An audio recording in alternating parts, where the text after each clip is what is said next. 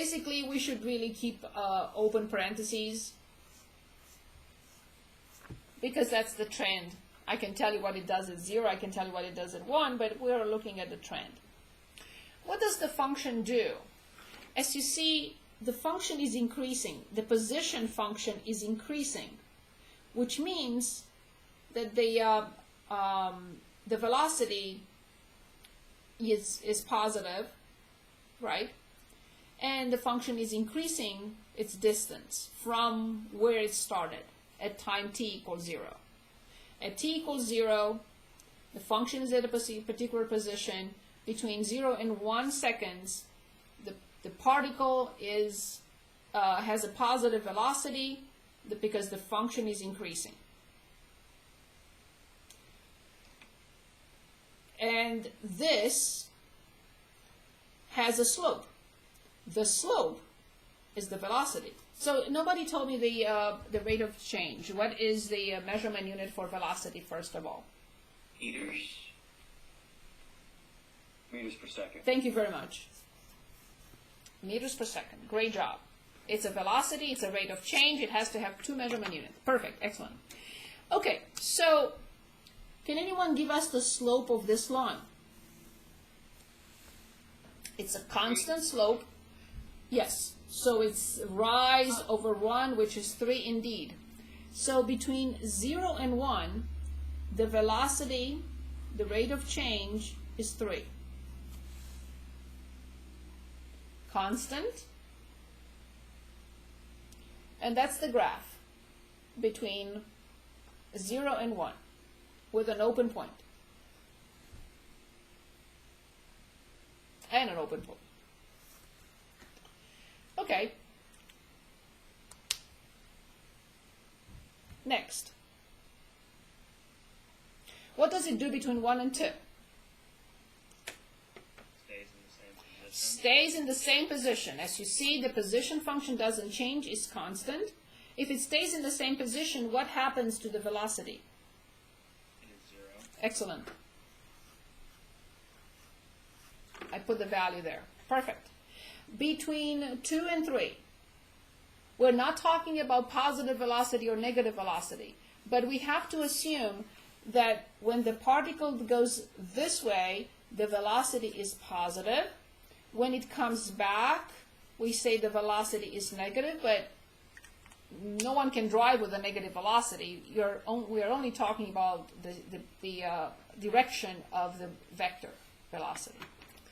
Okay, so now, what does the function do, the particle do between 2 seconds and 3 seconds? It decreases. Yes. So the velocity decreases. I need to determine the slope here. -2. -2. So it's a negative velocity. So I have to come down to -2, as you told me. Between this point and between this point, the velocity is negative. What happens between 3 and 4? Now you got the picture, obviously between 3 and 4. Velocity 0. 0. And between 4 and 5, and I need the slope. Between 4 and 6, and I need the slope. Slope is 1. Yes, slope is 1. 1. 2 over 2.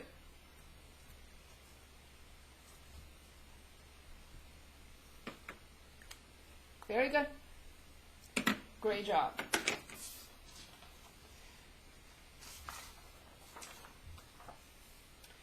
Okay. I would like us to estimate. So we answered part A and B together. We put all the numbers on the graph already. So I would like us to look at problem 17. We're given a graph of a function. And here we are asked, arrange the following numbers in increasing order and explain your reasoning. So you may not be able to see, so I'm going to copy the graph.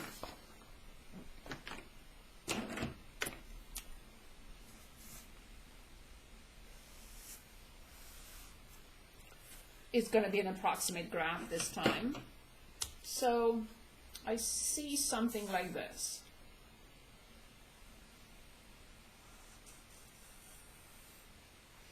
And this is -1. I want to say that this is -2, this is 0, this is 1, this is 2, and 3, and 4. And this is the function.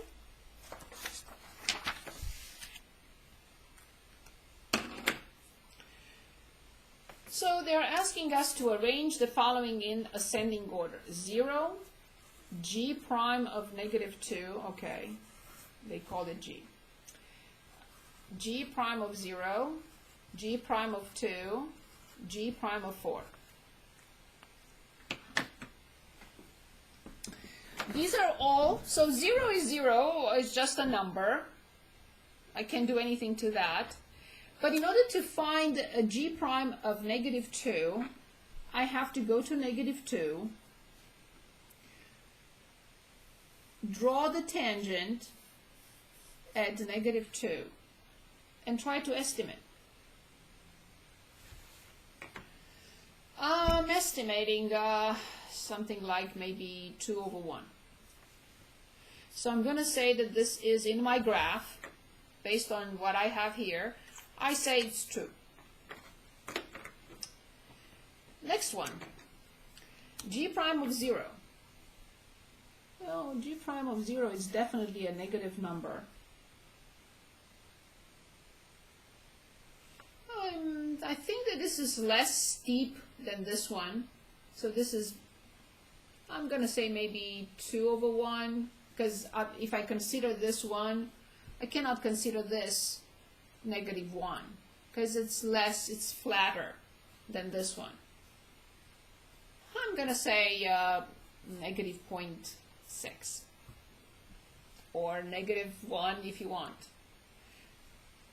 So if this is, or maybe even -1, I said 2/1 here. That's fine.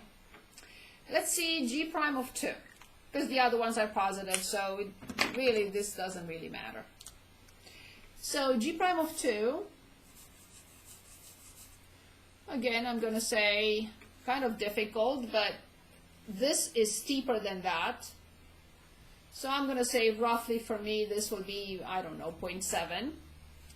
And let's look at g prime of 4. This is definitely the smallest positive number from what I see here. I don't know, maybe 1/3 or 0.3, roughly. So here is my order based on my graph and based on what my findings. Okay, this one, g prime of 0 must be the smallest. Done. Next, 0 is the next number. G prime of 4, according to my estimate, is the next in line. And then G prime of 2 is the next in line. And then G prime of -2 is the next in line. This is my order based on my estimates. At every point, I created a triangle, a right triangle, and trying to estimate height and width, rise and run. And that was what I came up with.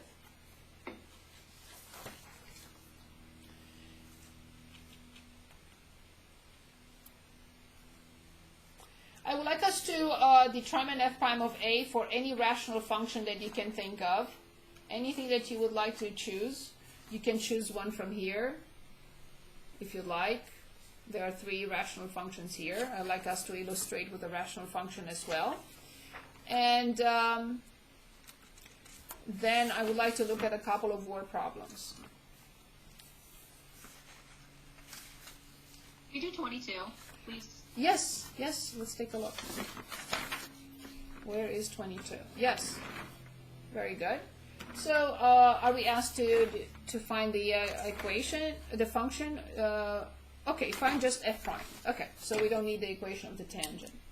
Okay, so in 22, we're given f of x equals 1 over the square root of 2x plus 2, and they want us to find f prime of 1. That's the question.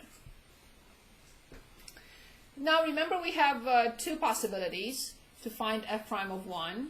Either limit sh approaches 0 or limit sx approaches 1. Let's get used to both of them. This is easier to write because it's f of x minus f of 1 over x minus 1. And this one is it's a difference quotient of 1 plus h minus f of 1 divided by h.